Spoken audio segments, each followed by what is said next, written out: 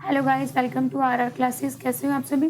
Hopes are doing good. सो मैं आपके एडुकेटर रीटा रानी आपका अपने चैनल पर वेलकम करती हूँ। अगर आपने अब तक हमारे चैनल को सब्सक्राइब नहीं किया, सब्सक्राइब कर दीजिएगा, बेल आइकन को प्रेस कर दीजिएगा।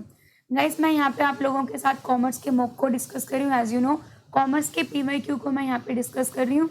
तो आप लोग ने होपफुली जितने पहले के मॉक हो गया उसको PYQ हो चुके हैं उसको आपने कर लिया होगा। एंड गाइस, मैं अनअकैडमी प्लस के ऊपर वेरीफाइड एडुकेटर हूँ। मैं कॉमर्स की एंड पेपर 1 की एडुकेटर हूँ। तो अगर आप में से कोई भी अनअकैडमी प्लस को ज्वाइन करना चाहते हैं, then use my code that is the REETARUKHAYA for 10% off. So guys, start करते हैं हमारा जनवरी 2017 का paper number 3, okay, part number 1। So start करते हैं गाइस। हमारा ये पहला क्वेश्चन है, पुट द फॉलोइंग स्टेप। आपने क्या करना है, इन स्टेप को क्या करना है, सीक्वेंस में लगाना है। Put the following steps of the strategic management. इस स्ट्रेटेजिक मैनेजमेंट की एक प्रोसेस से आप लोगों ने इसको सीक्वेंस में लगाना है। तो गाइस, पहले आपको दिया हुआ है कि आपने स्कैन करना है बिजनेस एनवायरनमेंट को, देन स्ट्रेटेजीज को बनाना है, स्ट्रेटेजीज को इम्प्लीमेंट करना है, मिशन को डिसाइड करना है, ऑब्जेक्टिव डिसाइड करना है। तो मेरे को ये सबसे अच्छी बात ये पता है कि जो इम्प्लीमेंटेशन होता है वो सबसे लास्ट में होता है। तो सी सबसे लास्ट में होगा। अगर सी सबसे लास्ट में होगा तो आपका ऑप्शन नंबर 4 करेक्ट हो सकता है, पर हमें चेक करना पड़ेगा कि सभी चीज़ों के बारे में सही बोल रहा है या नहीं बोल रहा। क्या बोल रहे हैं कि हमें पहले अपना मिशन डिसाइड करना है, ओके, ये तो ठीक है। फिर हमें अपने बिजनेस एनवायरनमेंट को एनालाइज करना है, स्कैन करना है, इंटरनल एनवायरनमेंट को, एक्सटर्नल एनवायरनमेंट को, देन हमने कॉर्पोरेट लेवल ऑब्जेक्टिव को सेटअप करना है, देन हमने स्ट्रेटेजीज बनानी है, देन हमने इम्प्लीमेंट करना है। तो कहीं ना कहीं ठीक है। Option number 4 is your correct answer. Here is a question number 2, match the item of list 1 with the list 2 को आप लोगों ने मैच करना है। तो ये जो इंडियन रेलवे है गाइस, इंडियन रेलवे है, उसके ऊपर पूरी की पूरी गवर्नमेंट की मोनोपोली है, ठीक है। और इंडियन रेलवे के ऊपर यूनिट ट्रस्ट ऑफ इंडिया, और फिर क्या लिखा हुआ है, भेल, भारत हैवी इलेक्ट्रॉनिक्स लिमिटेड। क्या है, भारत हैवी इलेक्ट्रॉनिक लिमिटेड। तो ये क्या क्या चीज़ है गाइस, जो इंडियन रेलवे है वो गवर्नमेंट का एक डिपार्टमेंट है। इंडियन रेलवे गवर्नमेंट का एक डिपार्टमेंट है। तो जो ए होगा वो आपका 2 के साथ कनेक्ट हो जाएगा। जब ए आपका 2 के साथ कनेक्ट हो जाएगा तो यूटीआई है, जो यूनिट ट्रस्ट ऑफ इंडिया है, वो क्या है, एक गवर्नमेंट की कंपनी है या फिर स्टैट्यूटरी कॉर्पोरेशन है। तो guys, the correct answer is option number 2 correct answer है। जो यूनिट ट्रस्ट ऑफ इंडिया है, जो यूटीआई है, वो क्या है, that is the statutory corporation है। और जो भेल है वो क्या है, एक गवर्नमेंट कंपनी है। तो आप लोगों का जो करेक्ट आंसर हो जाएगा वो क्या हो जाएगा, that is the option number 2 आप लोगों का क्या हो जाएगा, करेक्ट आंसर हो जाएगा। Here is a question number 3, identify the correct statement from the following. तो ये आप लोगों को बात कर रहे हैं HUF की। HUF क्या होता है, that is the Hindu undivided family. Hindu undivided family क्या होती है, जहाँ पे जो कर्ता होता है, जिसको हम लोग क्या बोलते हैं, मुखिया भी बोलते हैं, या फिर जिसको क्या बोला जाता है गाइस, इसको मुखिया भी बोला जाता है, या फिर इसको क्या बोला जाता है, मैनेजर भी बोला जाता है। ये सबके ऊपर कंट्रोल करता है और कर्ता के रूप में काम करता है। सारे डिसीजन कर्ता के होते हैं, ठीक है। तो द लाइबिलिटी ऑफ द कर्ता इज लिमिटेड, ये वाली बात आप लोगों की गलत है गाइस, क्योंकि जो HUF बिजनेस होता है, हिंदू अनडिवाइडेड फैमिली बिजनेस होता है, उसके अंदर कर्ता की लाइबिलिटी तो क्या होती है मैम, कर्ता की लाइबिलिटी तो होती है अनलिमिटेड होती है। तो मैम, मेंबर की लाइबिलिटी क्या होती है, तो जो मेंबर्स होते हैं उनकी लाइबिलिटी होती है लिमिटेड। मेंबर की लाइबिलिटी क्या होती है, लिमिटेड होती है, लेकिन जो कर्ता होता है उसकी लाइबिलिटी क्या होती है, अनलिमिटेड होती है। तो ये वाली बात तो आप लोगों की गलत है। A joint Hindu family business continue to exist on the death of a co partner.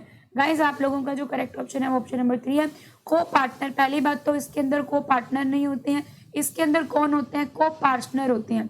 कौन होते हैं, को पार्टनर होते हैं। अब मेंबर और को पार्टनर कौन होते हैं, देखो, अगर कोई भी मेंबर है, चाहे वो मेल हो, चाहे वो फीमेल हो, चाहे वो चिल्ड्रन हो, वो सभी क्या होंगे, मेंबर होंगे।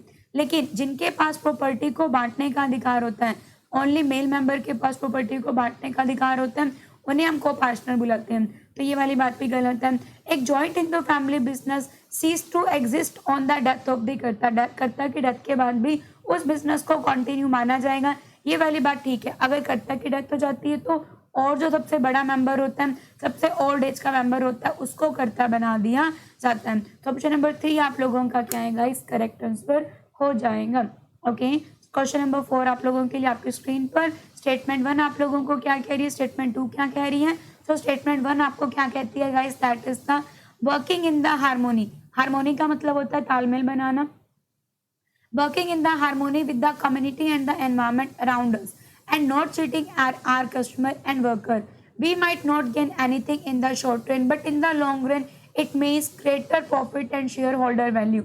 क्या कह रहे हैं कि अगर आज आप लोग कम्युनिटी के साथ, एनवायरमेंट के साथ मिलकर काम कर रहे हो, कस्टमर को चीट नहीं कर रहे हो, तो हो सकता है कि आपको बेनिफिट शॉर्ट रन में ना हो, अभी आपको बेनिफिट ना हो क्योंकि आप सोसाइटी को पूरा कर रहे हो।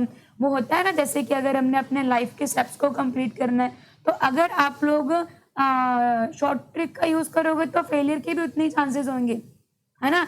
अगर शॉर्ट ट्रिक का यूज़ करोगे तो जहाँ जितनी जल्दी से जाओगे उतनी जल्दी से वापस आओगे, लेकिन अगर step by step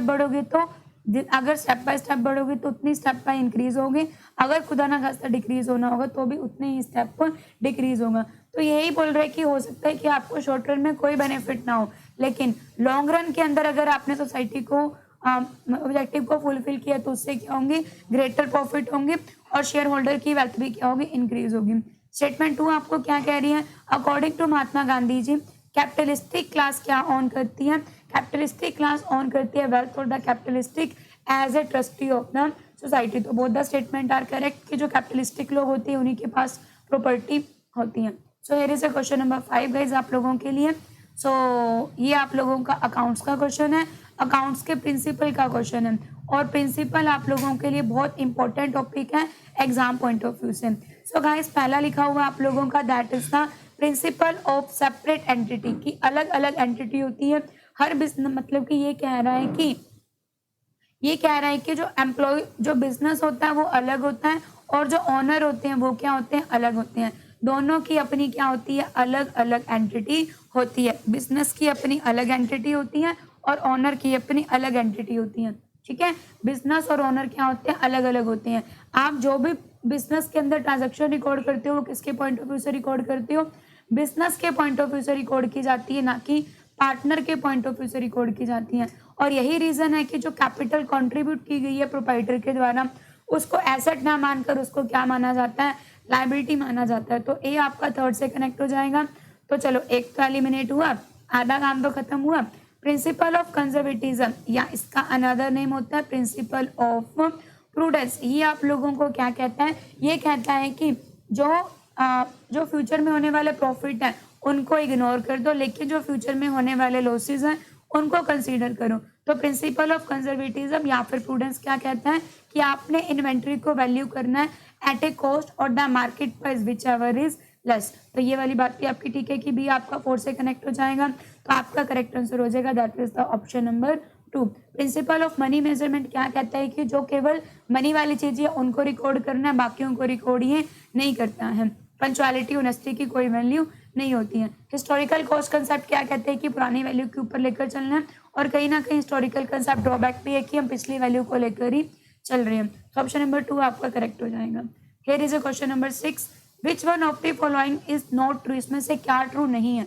so guys ध्यान से देखना क्या लिखा हुआ है, when all the forfeited share are not reissued. Okay, forfeiture का कंसेप्ट आता है अगर किसी शेयर होल्डर ने फुल अमाउंट नहीं दिया, कॉल की अमाउंट नहीं दी है, फाइनल कॉल नहीं दी है, अलॉटमेंट नहीं दी है, तो उसके शेयर को क्या कर लिया जाता है, सॉरी अलॉटमेंट तो पहले रिसीव हो जाती है, बात तो फर्स्ट कॉल और सेकंड कॉल पे आती है। तो अगर फर्स्ट कॉल और सेकंड कॉल अगर नहीं दी है तो उसके शेयर को क्या कर दिया जाता है, फॉरफिट कर दिया जाता है।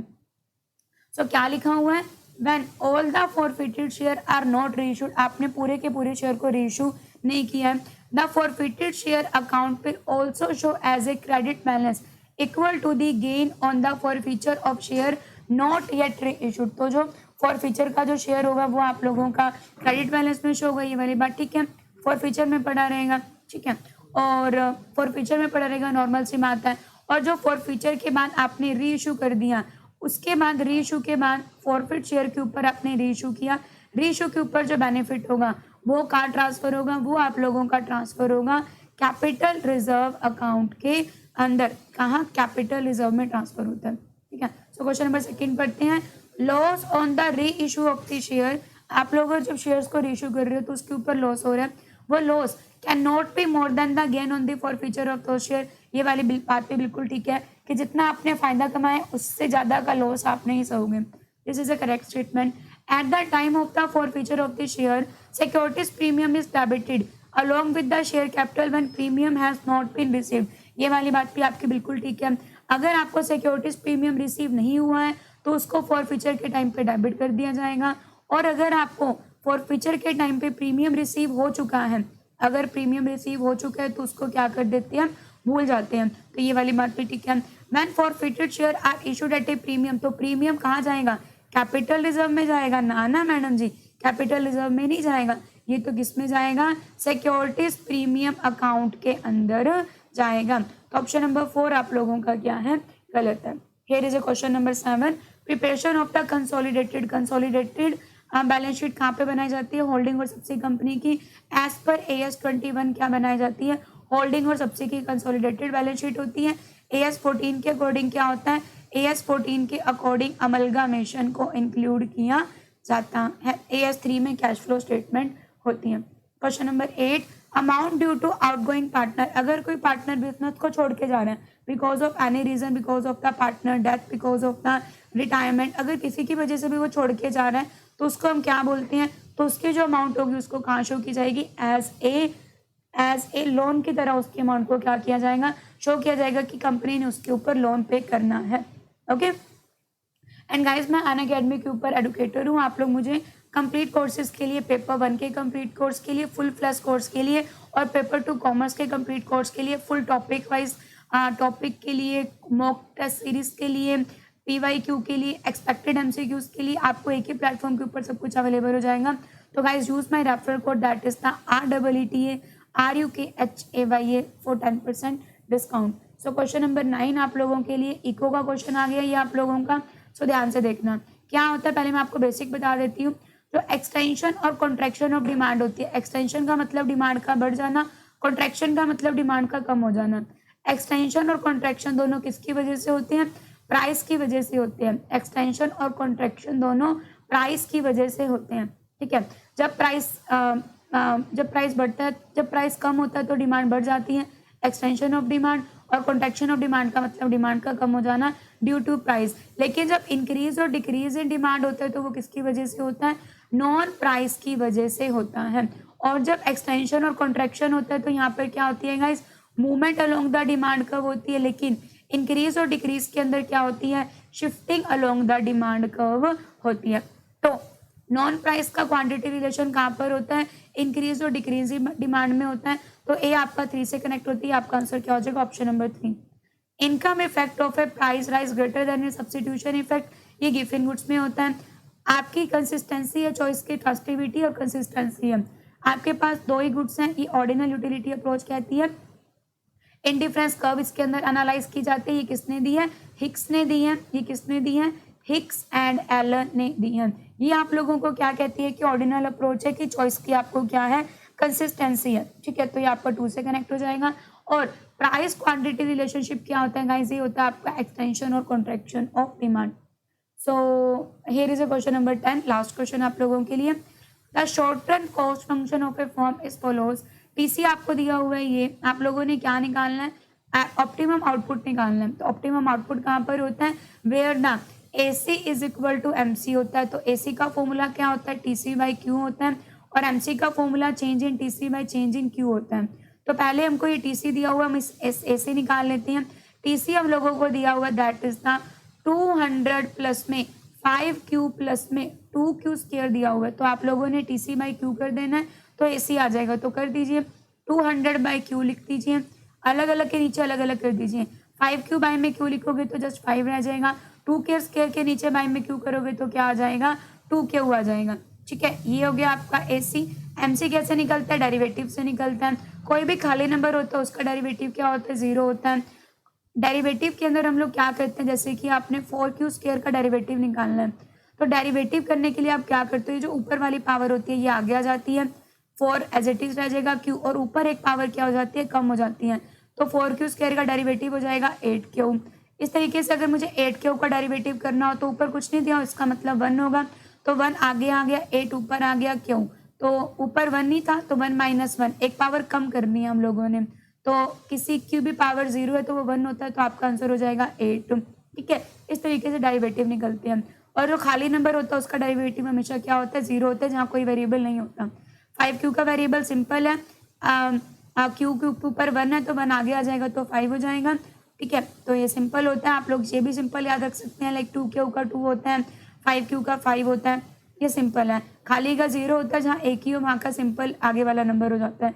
2 क्यू स्क्वायर 2 की पावर आगे आ जाएगी, क्यू हो जाएगा और ऊपर एक पावर कम हो जाएगी तो 2 - 1 1 हो जाएगा। तो 4 क्यू 1 को आप 4 क्यू भी लिख सकते हो।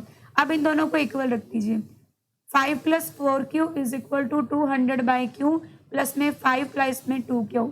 तो आप लोगों का 5 से 5 कैंसिल हो जाएगा, तो यहाँ पर क्या आ जाएगा 4q - 2q। तो यहाँ पर आ जाएगा गाइज आप लोगों का दैट इज था 2q is equal to 200/q। इसका मतलब 2q square is equal to 100, that mean q is equal to 10। आप लोगों का क्या आ जाएगा आंसर आ जाएगा। ठीक है, 2q स्क्वायर बाय में 200, 2 से 2 100 आ जाएगा, 100 का आप अंडर रूट कर दोगे तो 10 का आंसर आ जाएगा। ठीक है, so guys thank you so much.